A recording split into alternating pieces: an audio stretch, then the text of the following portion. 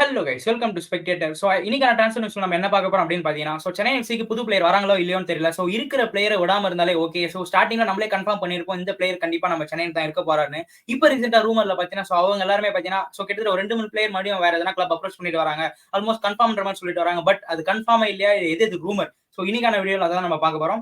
So இனிஷியலா transfer நியூஸ்ல இருந்து நம்ம என்ன பார்க்க போறோம் அப்படின்னா, ஸோ கிட்டத்தட்ட ஆல்ரெடி பார்த்தீங்கன்னா கேரளா பிளாஸ்டர்ஸோட லாரா சர்மா பார்த்தீங்கன்னா வெளியே மூவ் பண்ண போறாரு. நான் ஆல்ரெடி அப்டேட் பண்ணியிருப்பேன் கன்ஃபார்ம். இப்ப ஐசால் எஃப்சியோட கோல் கீப்பரான நோரா பெர்னாண்டஸை பத்தினா லாராக்கு பதில் இப்ப நோரா உள்ள கொண்டு வராங்கன்னு சொல்லலாம் கேரளா பிளாஸ்டர்ஸ். நோரா பெர்னாண்டஸை பத்தினா கிட்டத்தட்ட மல்டி இயர் டீல்ல சைன் பண்ணிருக்காங்கன்னு சொல்லலாம் நம்ம கேரளா பிளாஸ்டர்ஸ். இவரோட வயசு பாத்தீங்கன்னா 25 வயசு ஆகுது. ஸோ கிட்டத்தட்ட 5 கிளீன் ஷீட் வச்சிட்டு இருக்காருன்னு சொல்லலாம் ஐ லீக்ல பொறுத்த வரைக்கும். ஆல்மோஸ்ட் சர்ச்சல் பிரதர்ஸ் ஐசால் எஃப்சின்ற மாதிரி ஆல்மோஸ்ட் ஐ லீக்லேயே அவரோட டைம் ஸ்பெண்ட் பண்ணிட்டாரு. இப்ப பாத்தீங்கன்னா ஐஎஸ்எல் உள்ள இருக்காருன்னு சொல்லலாம். ஸோ ஆல்மோஸ்ட் ஐ லீக்ல டைம் ஸ்பெண்ட் பண்ணிட்டு ஐஎஸ்எல்ல கண்டிப்பா திரும்பி அவர் யாருன்ற மாதிரி காமிப்பாரு கேரளா பிளாஸ்டர்ஸ் மூலமா அப்படின்னு நம்ம எதிர்பார்க்கலாம். நெக்ஸ்ட் என்ன பார்க்க போறோம், அந்த சேம் கேரளா பிளாஸ்டர்ஸ் பாத்தீங்கன்னா நோச்சா சிங் பொறுத்த வரைக்கும் பாத்தீங்கன்னா ஒரு லெஃப்ட் பேக்னு சொல்லலாம். ஸோ அவரை பாத்தீங்கன்னா ஸோ கேரளா பிளாஸ்டர்ஸ் சைன் பண்ணிருக்காங்களா இல்ல கான்ட்ராக்ட் கொடுத்து இன்னும் எக்ஸ்டெண்ட் பண்ணிருக்காங்கன்னு சொல்லலாம். கிட்டத்தட்ட அவரு பாத்தீங்கன்னா மும்பை சிட்டி லோன் மூலியமா உள்ள வந்திருப்பாரு கேரளா பிளாஸ்டர்ஸ்க்கு. லோன் மூலியமா வந்து கிட்டத்தட்ட ரொம்ப நல்லா பண்ண நோச்சா சிங்க்கு பாத்தீங்கன்னா ஸோ கிட்டத்தட்ட அவரோட லோன் முடிவடைஞ்சு மும்பை சிட்டில கிட்டத்தட்ட அவரோட கான்ட்ராக்ட் முடிவடைறதுனால கிட்டத்தட்ட அவருக்கு கான்ட்ராக்ட் எக்ஸ்டென்ஷன் கொடுத்து தக்க வச்சிருக்காங்கன்னு சொல்லலாம். கேரளா பிளாஸ்டர்ஸ் கிட்டத்தட்ட ரைட் பேக் ப்ளே பண்ற எபிலிட்டி இருக்கு. கேரளா பிளாஸ்டர்ஸ் ஆஃபீஷியல் அனௌன்ஸ் பண்ணிட்டாங்கன்னு அப்படின்னு நம்ம சொல்லலாம். நெக்ஸ்ட் சென்னை நியூஸ் பக்கம் வந்து நம்ம நேற்று தான் டிஸ்கஸ் பண்ணிருக்கோம் லைவ்ல. ஸோ கிட்டத்தட்ட எந்தெந்த பிளேயர்ஸ்லாம் சென்னையில் வர இருக்காங்க, யார் யாரெல்லாம் ரூமர்ல இருக்காங்க, இன் ஃபியூச்சர் எப்படி மூவ் ஆகுன்னு. ஸோ இந்த வீடியோல நான் இன்னொரு வாட்டி சொல்ல இருக்கேன். கோம்ரான் பத்தி நம்மளே சொல்லியிருப்போம், தஜிகிஸ்தான் ஸ்ட்ரைக்கர். அவர் பார்த்தீங்கன்னா சென்னை எஃப்சியோட ஷார்ட் லிஸ்ட்ல இல்ல. ஸோ கிட்டத்தட்ட அது ரூமர்னே கன்சிடர் பண்ணிக்கலாம்.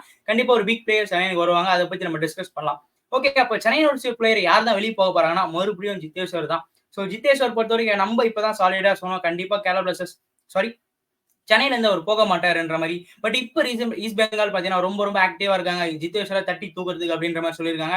இதுல என்ன மாதிரினா ஸோ சென்னை எஃப்சி பாத்தீங்கன்னா ஸோ கிட்டத்தட்ட ஏகப்பட்ட கிளப் கிட்ட பேசிட்டு இருக்காங்க இவரை பாத்தீங்கன்னா சேல் பண்ற மாதிரி.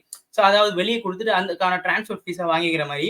இந்த அளவுக்கு ஒரு குட் பிளேயர் இருக்கும் போது இவரை விட்டுட்டு நீங்க அந்த காசை வச்சு வேற எந்த பிளேயர் நீங்க எடுக்க முடியும்? வேற எதனா இதே குவாலிட்டி உள்ள ஒரு பிளேயர் உள்ள கொண்டு வருமா என்னன்னு தெரியல. ஸோ அந்த வருஷத்துல சென்னை எஃப்சி ஒரு பக்கம் கான்ட்ராக்ட் மேட் பண்ணியிருக்காங்கன்ற மாதிரி சொல்லலாம். பட் அது மட்டும் இல்லாம 1 இயர் கான்ட்ராக்ட் இருக்கு சென்னையோட ஜித்தேஸ்வருக்கு. அது இல்லாம கிட்டத்தட்ட ஈஸ்ட் பெங்காலும் சரி, கிட்டத்தட்ட மத்த கிளப்பும் சரி ரொம்ப ஆக்டிவ் அப்ரோச் பண்ணிட்டு வராங்கன்னு சொல்லலாம் நம்ம ஜித்தேஸ்வரை. பட் ஈஸ்ட் பெங்கால் கண்டிப்பா போக போறான்ற மாதிரி சொல்லிட்டு வராங்க. என்ன பொறுத்தவரைக்கும் இது ஃபைனலா ரூமரா இருக்க வாய்ப்பு இருக்கு. எதனாலனா ரீசெண்டா மார்க்கஸ் கிட்ட ஜித்தேஸ்வர் வெளியே போயிருப்பாரா அப்படின்ற மாதிரி கேட்டதுக்கு சென்னையில அவங்க விட்டுருவாங்களா என்ன அப்படின்ற மாதிரி சூப்பரா கேட்டிருப்பாரு. வில் சென்னை செல்லிம் அப்படின்ற மாதிரி கேட்டிருப்பாரு.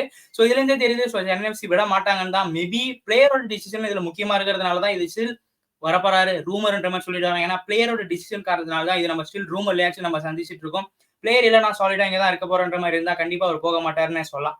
நெக்ஸ்ட் ஸோ கிட்டத்தட்ட ஐஎஸ்எல்ல மல்டிபிள் கிளப்ஸ் அப்ரோச் பண்ணிட்டு வராங்க அப்படின்னு நம்ம சொல்லலாம். யாருன்னா இந்த 21 வயசுக்கு உட்பட்ட ஒரு ஸ்ட்ரைக்கர்.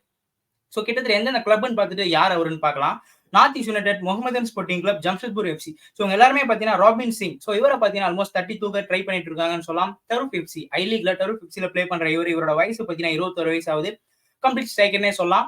அந்த அளவுக்கு வாய்ப்பு கிடைக்கல. பட் கிடைச்ச வாய்ப்பு சூப்பரா யூட்டிலைஸ் பண்ண பிளேயர்னு சொல்லலாம். 19 மேட்ச்ல ஆல்மோஸ்ட் செகண்ட் ஹாஃப்ல தான் அதிக வாய்ப்பு கிடைச்சிச்சு. அதுல 4 கோல் அண்ட் 3 அசிஸ்ட்ன்ற மாதிரி கொடுத்திருக்காரு. கான்ட்ராக்ட் முடிவரே காரணத்தினால ஐஎஸ்எல் அவரோட டிபியூ பண்ணுவாரா பொறுத்திருந்து பார்ப்போம். நெக்ஸ்ட் ஹைதராபாத் எஃப்சியோட மக்கன் சோத்தை. இவரை பார்த்தீங்கன்னா நார்த் ஈஸ்ட் யுனைடெட் தட்டி தூக்க பாக்குறாங்க. நார்த் ஈஸ்ட் யுனைடெட் பொறுத்த வரைக்கும் யங் பிளேயர்ஸ் தட்டி தூக்கி கரெக்டா வாய்ப்பு கொடுத்துட்டு வராரு. அதாவது பெட்ரோ பனாலி. ஸோ கண்டிப்பா பார்க்கலாம் உள்ள வந்து இவருக்கு வாய்ப்பு கிடைக்குமா. இவரோட வயசு 24 வயசு ஆகுது. ஒரு ரைட் விங்கர்னு சொல்லலாம். பட் அந்த அளவுக்கு ஹைதராபாத்ல வாய்ப்பு கிடைக்கல. ஈவன் வாய்ப்பு கிடைச்சு ஒரே ஒரு கோல் தான் ஸ்கோர் பண்ணியிருக்காரு ரீசெண்டா. அதாவது சூப்பர் கப்லயும் வாய்ப்பு கிடைச்சிச்சு. சூப்பர் கப்லயும் கிட்டத்தட்ட 3 மேட்ச்ல ஒரு கோல்ன்ற மாதிரி தான் ஸ்கோர் பண்ணியிருக்காரு. ஒரு கம்ப்ளீட் ஸ்ட்ரைக்கர் தேவைப்பட்டா ரைட் விங் லெஃப்ட் விங்ன்ற மாதிரி எபிலிட்டிலையும் பிளே பண்ணிருக்கு ஒரு young player. Almost FC Goa ஹைதராபாத்ல தான் டைம் ஸ்பெண்ட் பண்ணியிருப்பாரு. இப்ப பாத்தீங்கன்னா நார்த் ஈஸ்ட் பக்கம் மூவ் பண்ண போறாரு. ஸோ பார்க்கலாம் அவரோட பெர்ஃபார்மன்ஸ் அங்க எப்படி இருக்க போகுதுன்னு. நெக்ஸ்ட் இங்க மும்பை சிட்டியோட அண்டர் 15ல பிளே பண்ண ஒரு பிளேயர் பாத்தீங்கன்னா ஸோ கிட்டத்தட்ட ஃபாரின் மூவ் பண்ண போறாரு. அப்ராட்ல போய் அங்க ஒரு கிளப்ல பிளே பண்ண போறாருன்னு சொல்லலாம். அவர் பாத்தீங்கன்னா நயல் கோஹாலா. இவரை பாத்தீங்கன்னா கிட்டத்தட்ட பிளாக் பன் ரோவர்ஸ் அவங்க பாத்தீங்கன்னா அப்ரோச் பண்ணிருக்காங்க. ஆல்மோஸ்ட் சைன் இன் பண்ணிருக்காங்க அப்படின்ற மாதிரி சொல்லலாம். ஸோ பிளாக் பர்வன் பொறுத்த வரைக்கும் பாத்தீங்கன்னா ஸோ கிட்டத்தட்ட இங்கிலீஷ் பிரீமியர் லீக் இங்கிலாந்துல தான் இருக்காரு. ஆக்சுவலா இங்கிலாந்து கிளப் தான் அவர் அப்ரோச் பண்ணிருக்காங்கன்னு சொல்லலாம். இஎஃப்எல் சாம்பியன்ஷிப்ல பாத்தீங்கன்னா இப்ப கரெக்டா போட்டி போட்டுட்டு வருது. ஸோ கிட்டத்தட்ட 1994-95 பிரீமியர் லீக் வில் பண்ண டீம். ஸோ இந்த டீம் பாத்தீங்கன்னா ஸோ ரீசெண்டா ரெலிகேட் ஆயிட்டாங்க. ஸோ அதனால பாத்தீங்கன்னா இஎஃப்எல் சாம்பியன்ஷிப்ல போட்டி போட்டுட்டு வராங்கன்னு சொல்லலாம். அந்த வருஷம் கவாலா பொறுத்த வரைக்கும் பாத்தீங்கன்னா மும்பை சிட்டியில் அண்டர் 15ல பிளே பண்ண பிளேயர்னே சொல்லலாம். ஆல்மோஸ்ட் அவங்களோட அகாடமி சைட்ல எல்லாம் கூட பாத்தீங்கன்னா ரொம்ப சூப்பர் பெர்ஃபார்ம் பண்ணியிருக்காரு. ஆல்மோஸ்ட் பிக் ட்ரோஃபிக்கெல்லாம் கூட போயிருக்காரு அப்படின்னு நம்ம சொல்லலாம். அந்த வருஷத்துல பாத்தீங்கன்னா இப்ப அவரை மும்பை சிட்டில இருந்து பாத்தீங்கன்னா பிளாக் பர்ன்ஸ் ரோவர் பாத்தீங்கன்னா தட்டி தூக்கி இருக்காங்க அப்படின்னு நம்ம சொல்லலாம். ஸோ பொறுத்திருந்து பார்க்கலாம் அவர் போவாரா, ஆக்சுவலா அங்க போய் எப்படி பெர்ஃபார்ம் பண்ண போறாருன்னு. இதே மாதிரி ஃபியூச்சர்ல நல்ல நல்ல பிளேயருக்கு வாய்ப்பு கிடைக்கும். யங் பிளேயர் அங்க போய் பெர்ஃபார்ம் பண்றது மூலியமா ஃபியூச்சர்ல இந்தியன் நேஷனல் டீமுக்கு ஒரு குவாலிட்டி பிளேயர் வர அதிக வாய்ப்பு இருக்கு. ஸோ பொறுத்திருந்து பார்க்கலாம். நெக்ஸ்ட் பிபின் சிங் பொறுத்த வரைக்கும் சொல்லவே தேவையில்ல. ஸோ எப்பப்பெல்லாம் வாய்ப்பு கொடுக்குமோ நல்லா பண்ற பிளேயர். அந்த அளவுக்கு இந்த சீசன் வாய்ப்பு கிடைக்கல. பட் செகண்ட் ஹாஃப்ல பெட்டர் கேட்கே அவரோட பொட்டன்ஷியல் புரிஞ்சதுக்கு அப்புறம் வாய்ப்பு கொடுத்துட்டே வந்தாரு அப்படின்னு நம்ம சொல்லலாம்.